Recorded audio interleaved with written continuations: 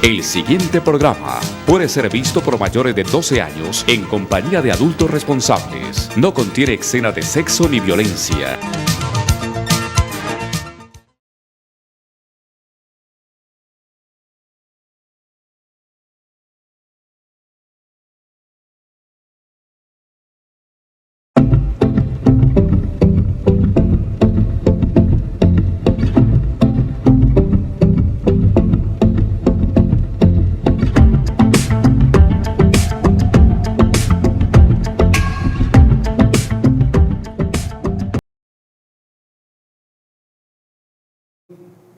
Muy afectuoso saludo a todos nuestros televidentes en Colombia y en otros lugares.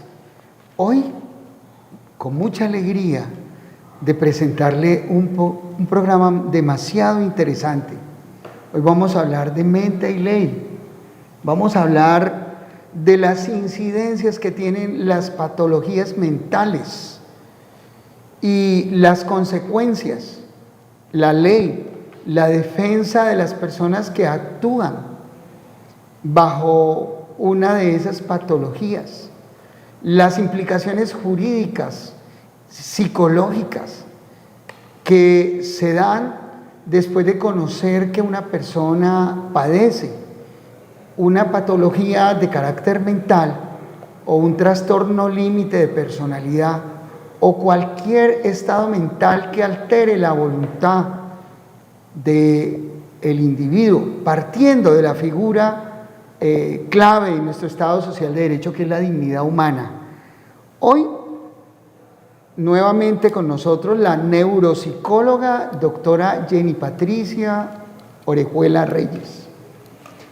Una gran alegría, porque hay una sorpresa, un anuncio hoy bien especial. Muy pronto, los días lunes,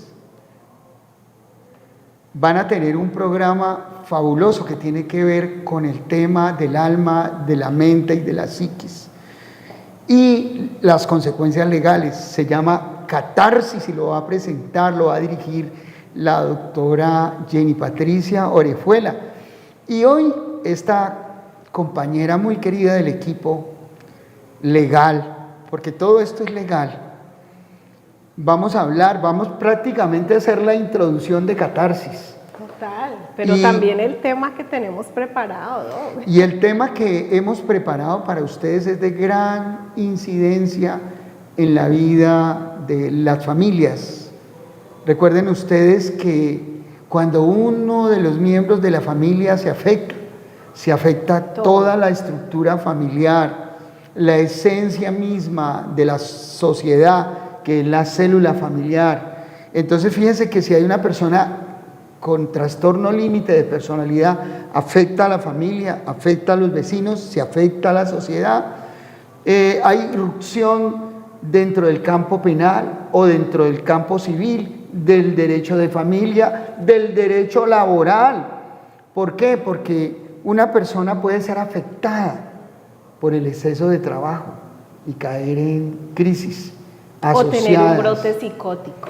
Asociadas a la explotación laboral, a las condiciones de trabajo, y podemos de allí derivar en una pensión, por ejemplo, o podemos derivar allí en una culpa patronal porque el patrón no hizo lo que tenía que hacer para proteger la sanidad mental de sus trabajadores. Por eso, ustedes que nos están oyendo, patronos y trabajadores, mire, la importancia del apoyo psicológico. Y legal. Por eso siempre vamos de la mano. Vamos así, muy juntitos, de la mano. Y sin más preámbulos, el tema de hoy es, ¿cómo llama? Pues vamos a hablar de las 10 patologías mentales, la inimputabilidad, la imputabilidad y lo que tiene que ver con estos trastornos y cuándo estas personas pueden demandar, cuándo tienen derecho, cuándo son inimputables y cuándo no, doctor Gilman. Sí, claro, empecemos con la más rimbombante, la esquizofrenia. Bueno, con respecto a la esquizofrenia, para aquellos que de pronto no conocen muy bien los síntomas, las personas que tienen un diagnóstico de esquizofrenia, la mayoría de personas, doctor Gilmar, piensan que es cuando les dicen esquizofrenia, dicen, no, es una persona que no entiende, no, que no razona, que no tiene un buen desarrollo de una vida normal, entre comillas, pero hay muchos de ellos que son funcionales cuando están medicados. Entonces, una de las características de la esquizofrenia, doctor Gilmar y apreciados televidentes, es las alucinaciones visuales y auditivas, ¿no? Ellos por lo general cuando no están medicados, y algunos de ellos sí, porque ahora les explico por qué pueden tener unas crisis en medio de todas las situaciones que son de las que vamos a hablar en la parte legal. Estas personas son muy retraídas, no son buenas para socializar por obvias razones, pero aparte son un caldo de cultivo de mucha neurosis, ¿no? Yo tengo varios pacientes con esquizofrenia que están funcionales, se les dice así porque están medicados, doctor, pero cualquier cosita que suceda en su entorno los puede detonar. No le lleve la contraria a un esquizofrénico. Métase con un esquizofrénico y verá lo que le puede ocurrir. El esquizofrénico te puede matar y además, si se prueba la esquizofrenia, si se prueba que el esquizofrénico no estaba comprendiendo en manera amplia las consecuencias de sus actos, estamos frente a un inimputable. Inimputable es que la ley colombiana, para castigarlo penalmente, no lo persigue. Esas personas se les da un tratamiento distinto. Estas personas, la inimputabilidad sí se aplica cuando se determina de que esa persona estaba fuera de sí, o sea, estaba en un brote psicótico, que es estar fuera de la realidad. Ese es uno de los bloques de trastornos mentales. Se considera la esquizofrenia el más delicado, pero hay otros brotes psicóticos. La bipolaridad. Como la bipolaridad, y eso sí que estamos llenos. Personas bipolares por montones, por doctora. Todos lados. Usted puede estar durmiendo con un bipolar. Tenga cuidado con eso. Por eso dicen que a veces duerme con el enemigo. Sacaron hasta una película porque puede pasar. Resulta que el bipolar tiene personalidad múltiple. El bipolar, ¿qué pasa? Tiene episodios maníacos. ¿Esto qué significa? Una persona bipolar en los episodios maníacos tiene un desborde de energía, una agitación física impresionante, parece que pudiera con todo, y usted los ve emprendiendo una cosa, los he visto en TikTok, entonces yo voy a hacer esto, yo voy a hacer lo otro, y se llenan de una carga de energía impresionante, y contrarresta con los otros episodios que se le baja absolutamente toda la nota y no quiere nada, tiene ideaciones y comportamientos autolesivos o suicidas. Entonces son inimputables y tienen también brotes psicóticos en menor escala, pero ¿qué pasa con las personas de bipolaridad? Ellos son conscientes de todos sus actos. Ahora, si se logra demostrar la conciencia de maldad y de ideación de maldad, esa bipolaridad no los exime de la responsabilidad penal. Exacto. Entonces, hay mucha gente que argumenta en los juicios que tiene una disminución de su capacidad de comprender la ilicitud de una conducta, pero cuando se examina con profundidad, se nota que hay una ideación previa, que hay una preparación de la maldad. Y a veces los bipolares usted los ve con saco, corbata, funcionando, altos funcionarios, y son capaces de planear crímenes. Y también estamos, en algún momento nuestros líderes son esquizofrénicos, son personas que usted las ve aparentemente normal porque hay una esquizofrenia derivada del uso de sustancias activas, doctor Gilmar y apreciados televidentes. Sí, esa esquizofrenia genera daño en la persona misma, pero también en la sociedad si son personas que tienen influencia, y aquí lo hemos hablado.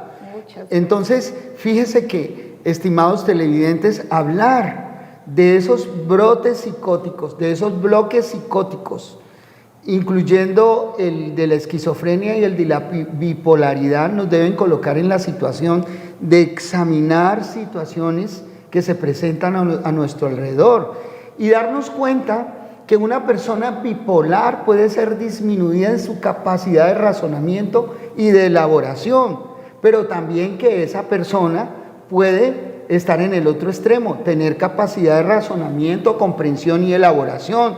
De allí que es importante tanto para la defensa de las víctimas del bipolar como para la defensa del bipolar mismo, tener asistencia psicológica forense, psiquiátrica forense. Y eso nos llevará a demostrar cuál era el real estado de esa persona bipolar, por ejemplo, en un estado psicótico. Ejemplo, totalmente de acuerdo a lo que usted acaba de decir y es muy importante, apreciados televidentes. ¿Por qué, doctor? Porque resulta que hay personas que no tenían aparente ningún diagnóstico, pero tenían el caldo de cultivo genético favorable de dichas enfermedades y ni siquiera la persona lo sabía. Entonces, de pronto esta persona está en su espacio de trabajo, en su escenario social, y algo de factor externo le afecta su vida, es algo que sigue en el curso de sus días hasta que esa persona estalla en un brote psicótico y puede ser peligrosa para sí mismo, la mayoría de las veces es para sí mismo y por eso muchas personas terminan haciéndose daño, doctor. O haciéndole daño al otro. Cuando eso pasa, cuando usted tiene una pérdida de un familiar y usted desconocía que tenía un diagnóstico, porque la gente apenas ahora es que están poniendo sus ojos en la salud mental, entonces usted acude a la parte legal, a la asesoría forense, psicológica, neuropsicológica y psiquiátrica, y usted se da cuenta de que esa persona tenía esta afectación, ahí hay unas indemnizaciones. Imagínense, doctora, una mujer amante de su marido que tiene en un momento determinado un brote psicótico y que por celotipia lo asesina.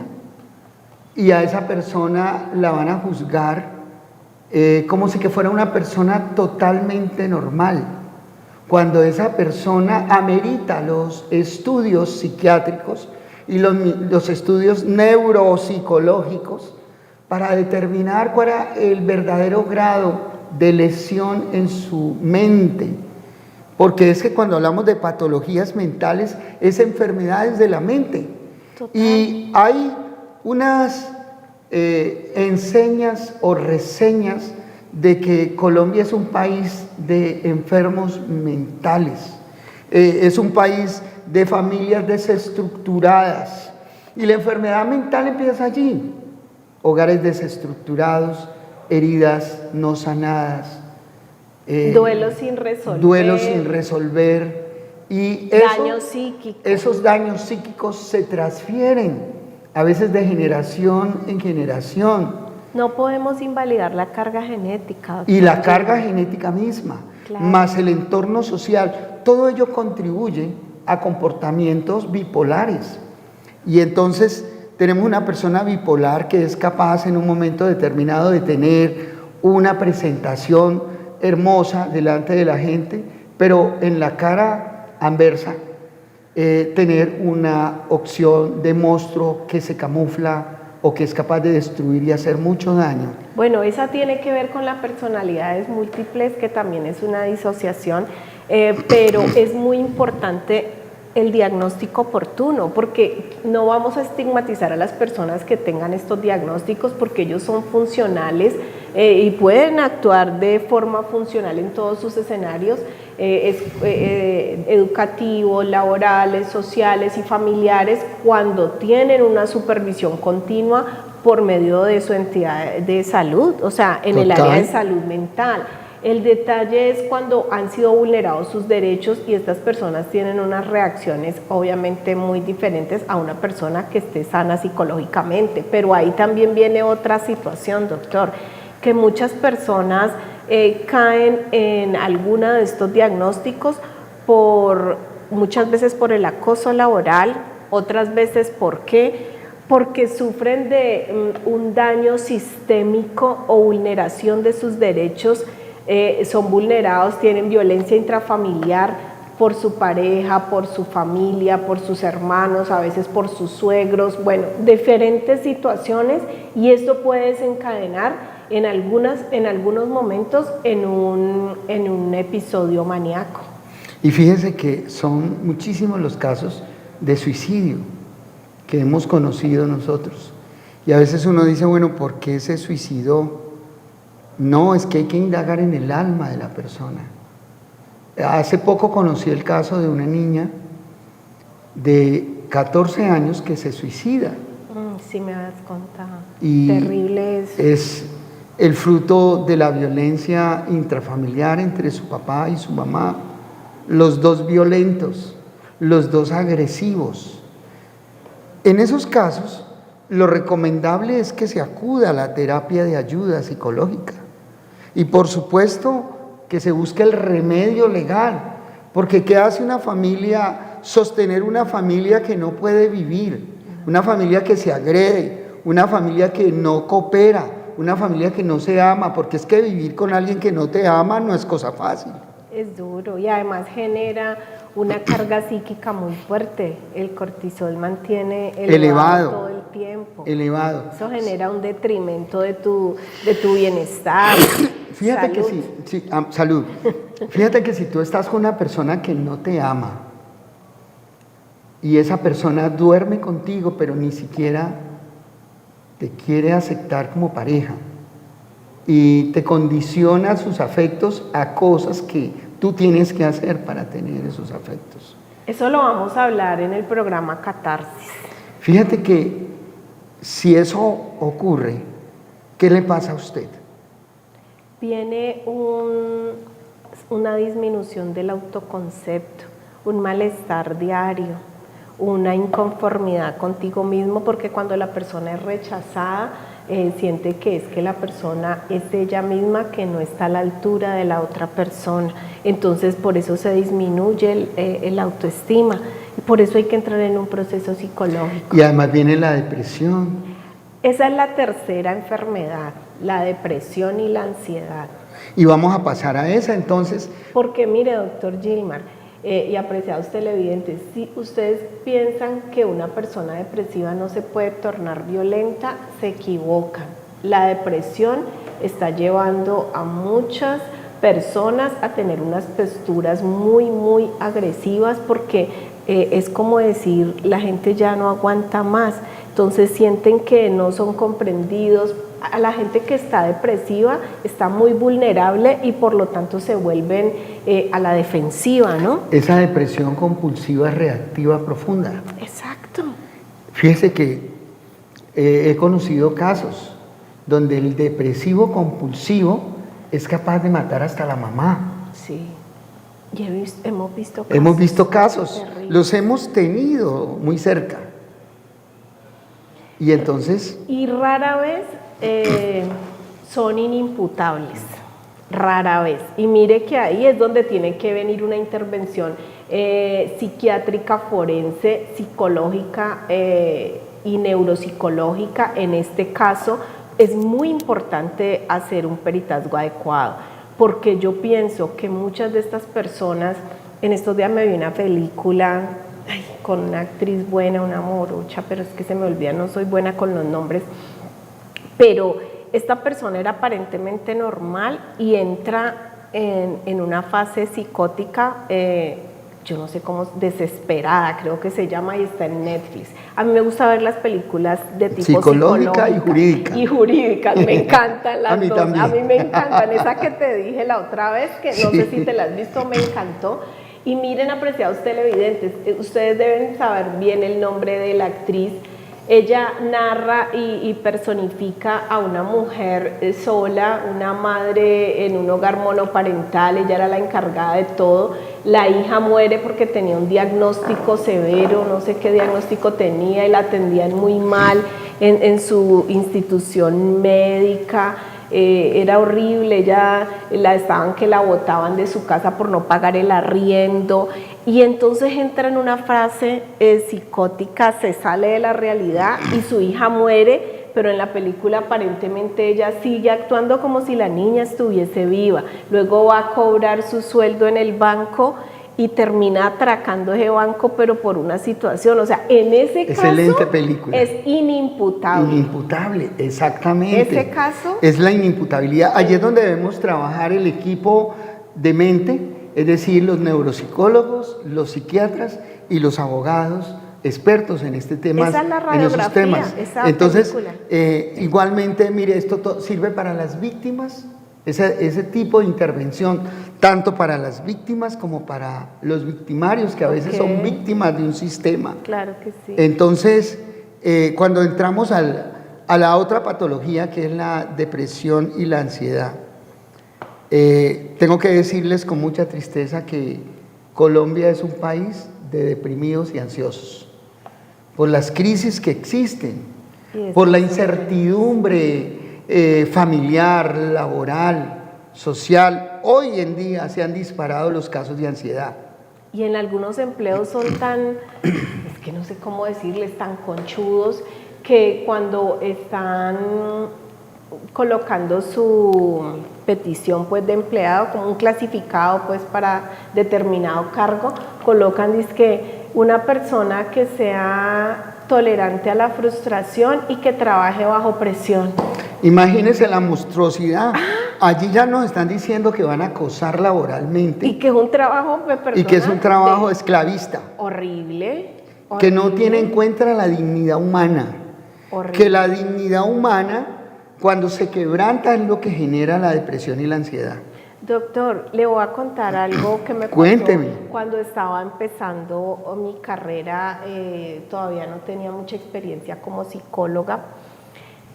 Y un día me hicieron una entrevista en una IPS, me reservo el nombre, y me estaba entrevistando la psicóloga, la de recursos humanos, pero yo veía como 8 cámaras conectadas y eran los dueños, los gerentes comerciales, yo qué voy a saber. Y llega la psicóloga y me pregunta, ojalá me estés viendo, cariño, porque uno tiene que tener ética.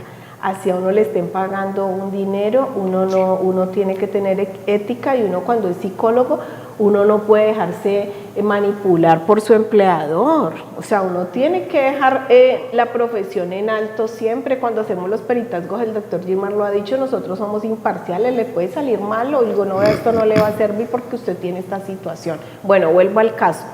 Entonces me dice, ¿qué pasa? Me hace la pregunta a mí en la entrevista, ¿qué pasa si usted viene un día acá al trabajo y se encuentra con que los jefes son personas que no saludan y que son altamente irritables y que pues que mantiene de mal genio? Yo le digo, pues mal hecho, porque ustedes tienen un nombre de una IPS que dice salud mental, y de salud mental no tiene nada, porque eso debe empezar por el mismo gerente, por la cabeza, tiene que tener la salud mental, porque si no sería como una doble moral. Obviamente nunca me llamaron.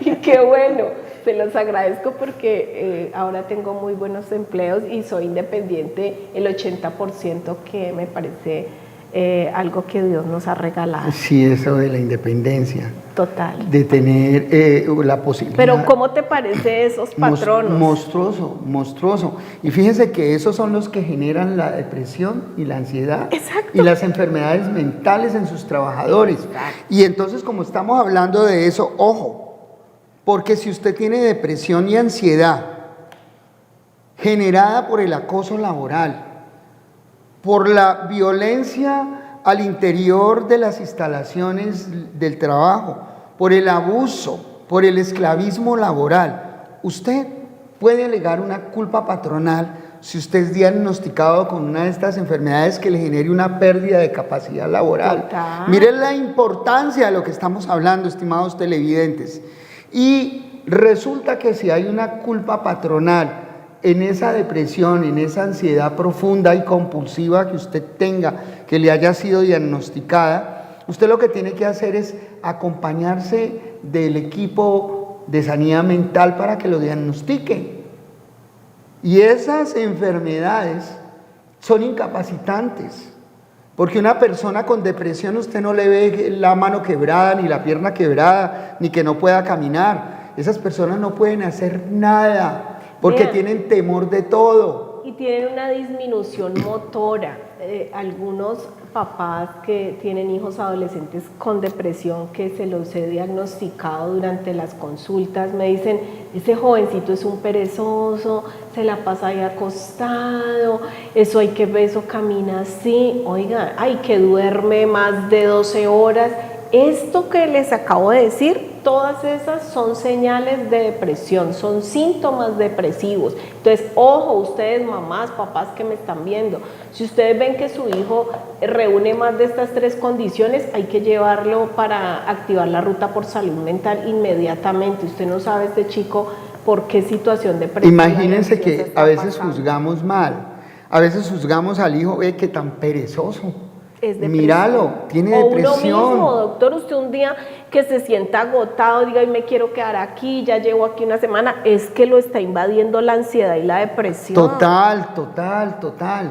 Y fíjese que ese tipo de situaciones, si no se corrigen a tiempo, pueden dar el camino, la ruta al suicidio. Es un desencadenante muy o fuerte. A la violencia extrema. Exacto. Es decir, un día un muchacho que no mataba una mosca se levantó, cogió un rifle y fue y mató a todos sus excompañeros en el colegio. Eso lo vemos del bullying. Cansado del bullying, cansado del desprecio, de que lo ignoraron, de que le exigieron lo que no tenían que exigirle. Entonces hay que ponerle cuidado a la salud mental y hay que proteger legalmente a todas estas personas. Fíjense que hablando de las crisis psicóticas y que vamos en la depresión y la ansiedad y que hablamos de esquizofrénica y que hablamos de la doble personalidad, ¿cómo se llama? La segunda que hablamos. La primera fue la esquizofrenia, Después, la segunda fue el trastorno límite el bipolar, depresivo. Que hablamos de la bipolaridad. La bipolaridad. Entonces fíjese que cuando hablamos de todos estos temas, tenemos que mirar las consecuencias en el orden legal. Cuando hablamos de esquizofrenia nos metemos en el campo penal, por supuesto, pero también podríamos meternos en el campo civil y de familia. Ahí quiero hacer una acotación importante que se nos pasó, doctor, ahorita y apreciados televidentes, y es la siguiente. En el caso de la esquizofrenia, hay muchas personas que tienen el diagnóstico de esquizofrenia y no fueron inimputables, entonces los meten a un centro de reclusión común y corriente. Entonces también se puede hacer, esto lo hacemos los peritos clínicos, psicológicos, neuropsicológicos y psiquiátricos. ¿Para qué? Para que esta persona sea trasladada a un centro psiquiátrico. Y además para que se le dé el trato legal que se merece. Porque necesita también el acompañamiento químico de la medicación. Exactamente, porque estas personas que actuaron bajo esas condiciones de sanidad mental, de salud mental, esas personas no pueden tener el mismo trato que una persona que tiene salud mental plena, porque esas personas realmente no eran conscientes o no comprendían la ilicitud del acto, o en caso de que lo que tú estás diciendo, de que esa persona la tengan en un sistema carcelario corriente, esa persona se le vulnera su dignidad humana. ¿Por qué? Porque a esa persona hay que sacarla de allá y darles tratamiento médico.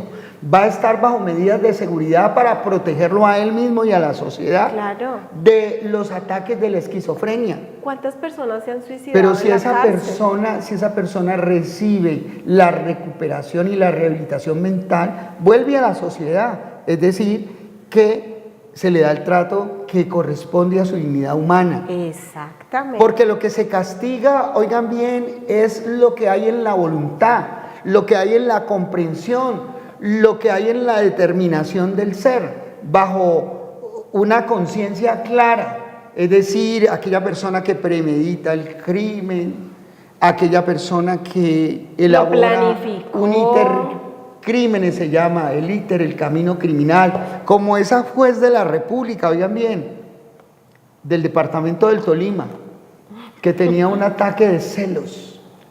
Sí. Y fue capaz que porque el marido la dejó y se consiguió otra persona y no quería volver con ella. Fue capaz de ordenar la muerte de la hijastra.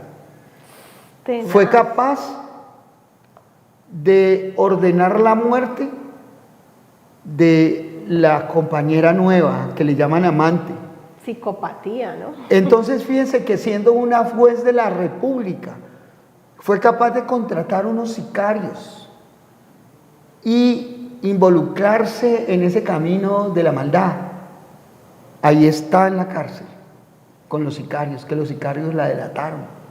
Y además, al capturar a uno de los sicarios, la interceptaron y entonces se dieron cuenta las mismas autoridades que la persona que encabezaba ese circuito criminal y ese concierto para matar era una propia juez constitucional, era una juez penal. Tenía ahí Imagínese usted. dormida la psicopatía. ¿Te acuerdas cuando fuimos a esa capacitación? En Pereira. ¿A Pereira fue? A Pereira, sí, estuvimos en Pereira. No me equivoco, en las ciudades, donde nos enseñaron eso de los psicópatas que estaban toda la vida normales, funcionales, pero cuando había un detonante en sus vidas, por eso es que se vuelven peligrosos, es cuando usted los deja o las deja, o cuando alguien les dice hasta aquí voy. El narciso, recuerden ustedes Es el que narciso, allí hay un la caldo de conducta del cultivo narciso. para todo. La conducta del narciso es muy jodida. Lo vemos en los casos constantes que atendemos juntos. Lo vemos en casos tan elementales como casos de simple divorcio o separación, como el que es dejado saca todo su repertorio de maldad que estaba oculto, su arsenal, y empieza a tratar de destruir al otro, y es capaz de tratar de meterlo a la cárcel. Sí, claro. ¿Lo quieren muerto o en la cárcel? Muerto o en la cárcel. O muerta o en la cárcel. O le impiden la relación con los hijos y destruyen la imagen del padre. O se inventan abusos sexuales. O se inventan todas esas tramoyas de los abusos sexuales, las falsas denuncias. Eso también, eso es el pan diario. El pan diario. Entonces, fíjense, estimados televidentes, que el tema de la sanidad mental, el tema de las enfermedades mentales, las consecuencias sobre las víctimas de estas personas son muy delicados y muy graves. El cuarto trastorno, el trastorno borderline o trastorno límite de la personalidad. Son personas completamente inestables emocionalmente, son personas que tienen unos altibajos y a veces se les confunde con la bipolaridad, pero ojo que no es la bipolaridad. Son personas que también tienen unos episodios eufóricos de disforia, que usted los ve que se quieren comer el mundo y luego están en unas crisis tremendas. Y estas personas no son inimputables. ¿Por qué? Porque ellas están conscientes de todo, sino que no pueden controlarlo. Tienen el autocontrol dormido. Y sí, y cuando se les dispara su crisis, son capaces de dañar, de hacer mucho daño. Estas personas tienen mucho descontrol en la parte sexual. Y son muy violentas. Son agresivas, algunas son muy agresivas, no solamente físicas, sino comportamentalmente, psicológicamente, y son personas que no tienen estabilidad en sus relaciones de pareja. Les queda muy difícil realizar un proyecto de vida porque quieren todo el tiempo, las controlan sus emociones, tienen cero inteligencia emocional. Pongámosles ejemplos a la gente de un trastorno límite de personalidad. Un ejemplo que conozca, a ver, creo que esta cantante Britney tiene ese diagnóstico. ¿Te acuerdas del día que se rapó toda la cabeza? Claro que le hizo una ayudadita al papá que como que le manejaba todo su economía y que la estaba robando, pero precisamente él se apoyaba en el diagnóstico para manipularla y para robarle a su propia hija. Y ella en un brote de eso se rapa toda la cabeza y sale. Y ese trastorno límite de personalidad, ¿cómo se comporta en la vida sexual? Pues eso, todos los diagnósticos, doctor y apreciados televidentes, son también, hay unos síntomas característicos o globales, por así decirlo, pero ahí también viene a intervenir la subjetividad. Cada persona, algún día un mismo paciente me dijo, doctora, cada loco somos diferentes. Entonces le digo yo, no, eso no te trates así. Cada persona con un diagnóstico tiene unos comportamientos diferentes. Los síntomas son muy parejos, pero yo no puedo decir que esta persona se va a portar igual a otro. En algunos casos, en la parte sexual, son completamente disfuncionales. No se ajustan a esas relaciones, son muy, ¿cómo se le llama para que no se oiga como tan grotesco? Son personas que cambian constantemente de pareja. Y son no en todos los casos, son muy agresivas. Son violentos en las relaciones sexuales. Sí. No en todos los casos, pero sí es una característica. Y son importante. aquellos que utilizan esa cantidad de elementos de sugestión, te amarran a la cama, te dan juguetes. Eso aplica para otro trastorno, pero en algunos casos sí hay estas conductas, ¿no? Y no son inimputables porque ellos en ningún momento están fuera de la realidad, ellos están conscientes, ellos son conscientes de lo que están haciendo. Claro. Son capaces de destruir al otro en la sexualidad. Bueno, eso puede ser un tema muy bueno para una catarsis. Para una catarsis. El otro es el trastorno obsesivo compulsivo, el TOC. Entonces son estas personas que se tienen que volver 1000 veces a ver si dejaron la estufa apagada, si cerraron bien la puerta, o se devuelven a ver si le puso el seguro al carro. O se devuelven a ver si un visitante viene a ver a su mujer cuando ellos se van al trabajo. Bueno, eso es una celotipia, ¿no? Eso ya sí, es otra historia. Sí. Y estas personas del TOC tienen unos rituales que tienen que hacer diario. Dios mío, yo no quiero encajar en eso. A veces me trata de sobrepasar, pero hay unos rituales, entonces si se salta ese ritual, por ejemplo, de dejar todo impecable, yo tengo muy ordenados, un poco de trastorno en esa parte de la higiene. Los que me conocen deben estarse riendo porque soy un poco obsesiva con eso del orden, me gusta todo. Entonces si dejo aquí o estoy aquí conversando con alguien o incluso atendiendo a alguien en videollamada y veo que alguien ahí no está, le digo espérame un segundo, hasta que no lo arreglo no puedo continuar. Pero eso no, es solamente un síntoma, no son todos, entonces no encajo dentro de eso. Pero estas personas se sufre muchísimo, porque cuando se saltan estos rituales, estas personas se sienten agobiadas, les da, se desesperan y pueden caer también en la ansiedad, doctor. Sí son imputables ellos, totalmente. Son imputables, pero existen como siempre algunos casos que son excepciones. ¿Cuál sería un caso de esos, doctor?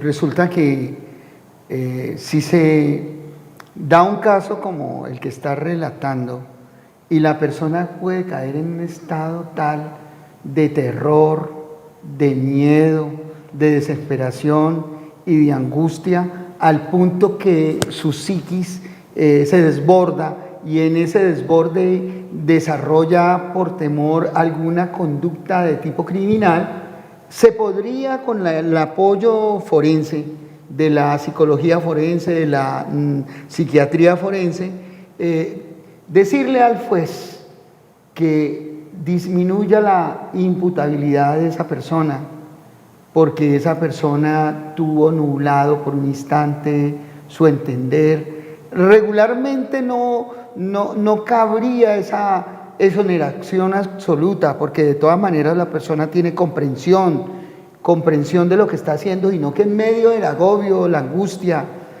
Por ejemplo, fíjese que usted va en un vehículo y usted sufre de claustrofobia. Y a usted alguien no la deja salir del lugar donde está. Para una persona que tenga unas condiciones que se llamen normales, eso no es nada grave. Pero para esa persona podría ser algo grave y tomarlo como un ataque y hacerle daño físico a esa persona que le está impidiendo y reaccionar de manera violenta. Exacto. Allí deben caber todos esos estudios forenses, de medicina forense, de psiquiatría forense, de psicología forense, para decirle al juez que mire, se vengó la capacidad de discernimiento, de razonamiento. Y es que ahí hay una parte muy importante y se las quiero compartir. Alguna persona no puede tener aparentemente ningún diagnóstico, pero puede tener un episodio psicótico breve. Y cuando tiene ese episodio psicótico breve, puede asesinar a otra persona, puede hacerle daño a otros, y ahí es inimputable. Exacto, de allí la habilidad de los equipos legales. Y en el equipo Gil Martafura, abogados asociados y profesionales como la doctora Jenny, podemos acompañarles, tanto a las víctimas como a los victimarios, es decir, depende del lugar donde estemos. Podemos apoyarles, podemos aconsejarles, podemos orientarles y podemos defender su causa. Y no es que nosotros, ojo, no se confundan, porque algunos estarán diciendo, ay, entonces ustedes van a sacar asesinos a la calle. No, acuérdense el ejemplo que les pusimos, doctor, con lo de la película, creo que se llama Desesperada, y en esa película ella tuvo un episodio psicótico breve, aparentemente no fue inofensiva, pero en casos reales muchas personas cuando se les ha entrevistado, doctor, y se les pregunta, ¿qué fue lo que pasó? No recuerdo. O sea, cuando yo tuve conciencia de mí, vi que tenía un arma en la mano, estaba la persona ahí tirando. ¿Qué mentira es esa? Por eso es que tienen que venir a intervenir los psiquiatras forenses. Sí, hay gente que no sabe lo que pasó. Exacto, no se acuerdan. Sabe que el crimen está allí, pero no saben qué pasó. Exacto. Usted recuerda un episodio muy conocido de una madre que le violaron su hija y el violador, el perpetrador, además la violaron y la mataron, ¿no? Y entonces el asesino, después de que lo condena, muerto de la risa, y la señora está en el tribunal, y la señora delante del juez saca una pistola y se la bacea al asesino de su hija. Usted que, digámosle a los televidentes, ahí es inimputable ella, porque una cosa es lo que nosotros consideramos es lo justo, nuestra justicia pues humana, y otra cosa la parte legal, porque si ella andaba con un arma, para mí ya lo había premeditado. Totalmente imputable, totalmente imputable. Ella hizo lo que se llama la vindicta, la venganza, y no estuvo conforme con con la sentencia que los jueces profirieron. El razonamiento de ella es, esta sentencia no me va a devolver a mi hija, ni me va a compensar el sufrimiento, prefiero irme a la cárcel, pero que ese sujeto no viva más. Fue lo que pasó en la mente de ella. Entonces, fíjese que las enfermedades mentales son una cosa drástica, que afecta mucho. Y cómo deterioran la calidad de vida de un de ser las humano familias y del de ser la humano, familia. exactamente. Eso es terrible. Exactamente. Mire, la que sigue, trastorno de estrés postraumático. Esto sí que hubo un tiempo en el que estuve atendiendo como por 5 años personas desmovilizadas. Sí. Estas personas sí que tienen de esto. Claro. Tienen unas pesadillas. Esas personas no se acomodan al nuevo orden. Exactamente. O las personas que son condenadas injustamente. Okay. Que pasan en prisión muchos años. Esas personas tienen estrés postraumático. Y tienen pesadillas. Tienen pesadillas y tienen deseo de vengarse. También. Estrés postraumático. O las personas que han sido violadas. También. Que tienen el estrés postraumático y que necesitan mucha terapia para poder sanarse y no aceptan otra pareja. Por ejemplo, estuve conversando en estos días con una niña que optó por el lesbianismo y me dijo, mire, ¿quiere que le cuente la verdad? Es que mi papá me violaba, mi hermano me violaba, mi tío me violaba Y yo le cogí odio al pene. Y alguna vez intenté tener una vida normal con un hombre y no, solo verlo ya me asustaba y pensaba que estaba viendo a mi papá, a mi hermano o a mi tío. La destruyeron completamente. Entonces, sugeriste la terapia, ¿no? sí, entonces yo le dije, necesitas terapia, te la voy a remitir. Uy, sí. Es más, ya le hablé para que esa persona se reestructure. Es más, me dijo en la conversación, me dijo, sabe que opté por Dios y he decidido renunciar al lesbianismo porque me ha hecho también mucho daño. Y yo le dije, tomaste una buena decisión. Está muy lastimada. Está muy lastimada, muy pero muy lastimada. Y ella tiene ese estrés postraumático. Total. Entonces, esas personas están enfermas y esas personas necesitan ayuda. Y esas personas fácilmente violentan a otra persona. ¿Se dan cuenta, apreciados televidentes y doctor Gilmar, que la mayoría de veces en el consultorio se atienden siempre o en el consultorio jurídico o en el psicológico a las víctimas? Sí. Cuando usted ve un victimario diciendo, un psicópata diciendo, vea, vine acá porque es que soy psicópata. Y psicópata, ojo, no son solo aquellos que van y matan y hacen y cometen crímenes, no. Hay personas que el pensamiento es completamente psicópata y sin asesinar a alguien, todo el tiempo tienen una conducta pero terrible y son altamente peligrosos. Son esas personas que le desean el mal secretamente a otros y acompañan a otros o asustan. Son los que mantienen para que le hagan daño a otras personas. Exactamente. Usted puede tener un pensamiento psicópata y no darse cuenta, ojo. Y instrumentalizar a otros para desarrollar su deseo de venganza. Hay personas que se están separando, parejas, y sacan su psicopatía, oiga, empiezan a inventar una cantidad de cosas que la mujer les hizo, que el hombre les hizo, y todo es producto de una mente perversa con unos síntomas claros de psicopatía. Entonces fíjese que lo que estamos diciendo influye en muchísimos actos de la vida del ser humano. Y le voy a hacer una pregunta porque ese es solo otro trastorno, doctor. La psicopatía por el uso de drogas. Cuando una persona asesina a otro bajo el efecto de sustancias psicoactivas, ¿es inimputable o no?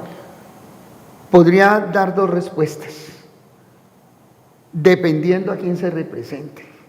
Si se representa a la víctima, se puede mostrar claramente que esa enfermedad aparente que tenía la persona de dependencia de drogas es relativa en cuanto a los efectos del daño.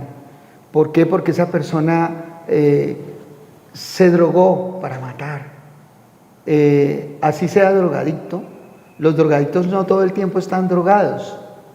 Entonces pueden tener un instante en que digan, voy a destruir a Jenny Patricia y entonces me voy a drogar. Cancelado. Y voy a buscar mi imputabilidad. Exacto, es que es una cosa horrible. Ahora, las víctimas frente a quien alega inimputabilidad por dependencia en drogas, también pueden objetar, impugnar esa presunta inimputabilidad. ¿Cómo? Pues también con el testimonio documentado y científico de los psiquiatras, de los neuropsicólogos, de la psiquiatría forense y la psicología forense.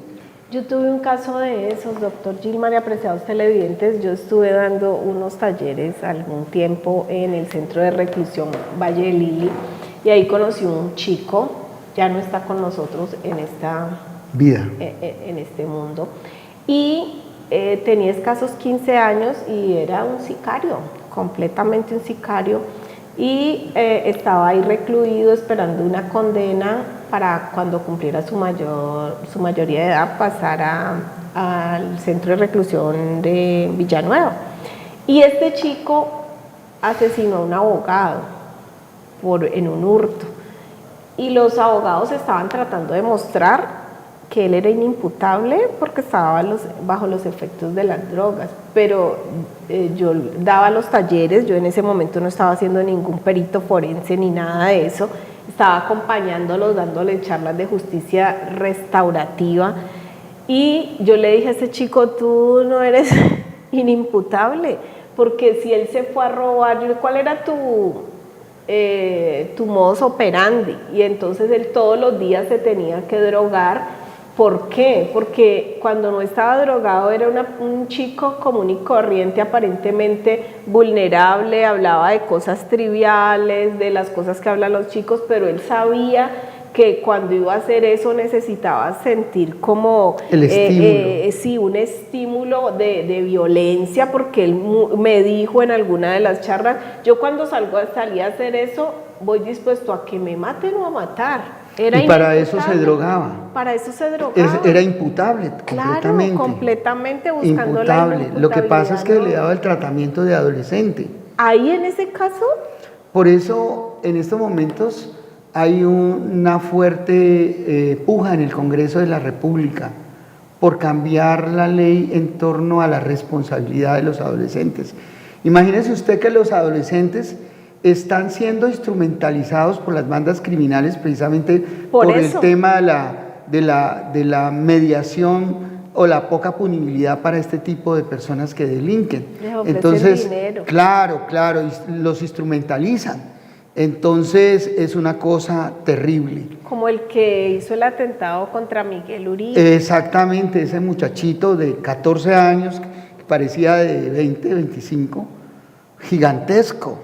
Con una Yo no lo vi. Sí, tú lo vieras, un muchachote, completamente desestructuralizada la familia, y eso produjo esas consecuencias, ¿no? Un dolor muy grande que le pase esto a un adolescente, lo instrumentalizaron, pero ese chico, para ir a cometer ese homicidio, ese magnicidio, en antes ese se caso, drogó. ¿usted qué dice, doctor Gilmar? Ese es imputable. Totalmente imputable. Y se quieren escudar en que porque es un adolescente, perdónenme, aquí no estamos hablando de política, ni nos tiramos más a la derecha o a la izquierda, aquí estamos hablando de un adolescente consciente, con todas sus facultades. Que comprendía la ilicitud de sus actos. Con ningún trastorno cognitivo, que cometió un crimen por dinero. No sabemos el historial de ese chico, yo soy psicóloga, cuando yo daba esas charlas allá en el centro de reclusión Valle de Lili, me di cuenta de que la mayoría de estos chicos vienen de familias completamente disfuncionales, completamente donde desestructuradas. Lo que estuvimos hablando en uno de los casos, no tuvieron el acompañamiento en su etapa primaria de vida, lo que todo ser humano necesitamos. Todos los seres humanos nacemos con esa necesidad de ese desarrollo y de acompañamiento de nuestros cuidadores. Cuando eso no se da, mire, podemos estar nosotros siendo cuna de psicópatas, de futuros delincuentes, de antisociales, ¿sí? Sociópatas, exacto, psicópatas, una línea muy delgada entre esos dos comportamientos que indican una enfermedad mental. Mire lo importante de la familia. La familia es clave, y rescatar la familia como célula fundamental de la sociedad debe ser un reto. Y el tema es que hay mucho orgullo, hay mucha soberbia, mucha prepotencia, y hay que volver a reeducarse y hay que volver a Dios. Pero también hay abandono emocional. Total. Y algo bien importante que no se nos puede quedar en el tintero es hablar de que las personas que tienen afecciones mentales, sus contratos, sus decisiones pueden estar viciadas de nulidad. Y entonces allí es donde surge la figura del apoyo legal. Muchas personas necesitan ese apoyo judicial, muchas personas necesitan ese apoyo legal para que les ayuden a tomar decisiones comprensivas, inteligentes, razonadas, porque se acabó la interdicción judicial por demencia, ya no existe en el código.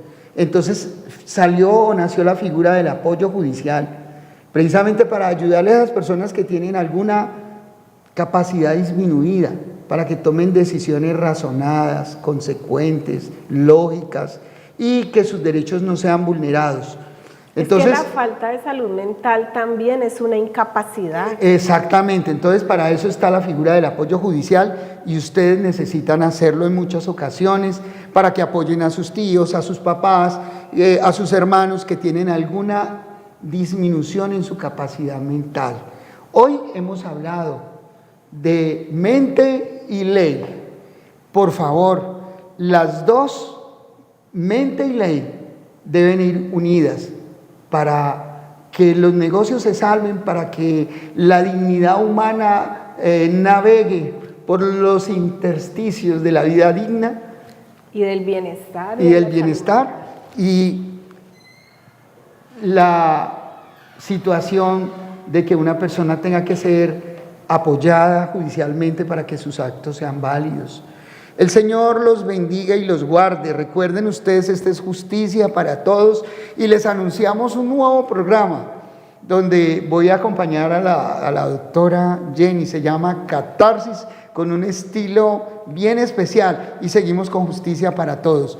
Catarsis va a ser una expresión viva del dolor de mucha gente en situaciones reales de familia, en situaciones de crisis laboral por abuso, en situaciones de tipo social, donde las personas son vulneradas. Ustedes los van a ver con testimonios vividos, con las personas que sufren allí en vivo, y pues yo la voy a apoyar, doctora. Catarsis. Bueno, el Señor los bendiga, y esto fue Justicia para Todos con Gilmar Tafur y su equipo de profesionales asociados como la doctora Jenny. Patricia Orejuela, bendiciones mil. Feliz fin de semana. Felicidades.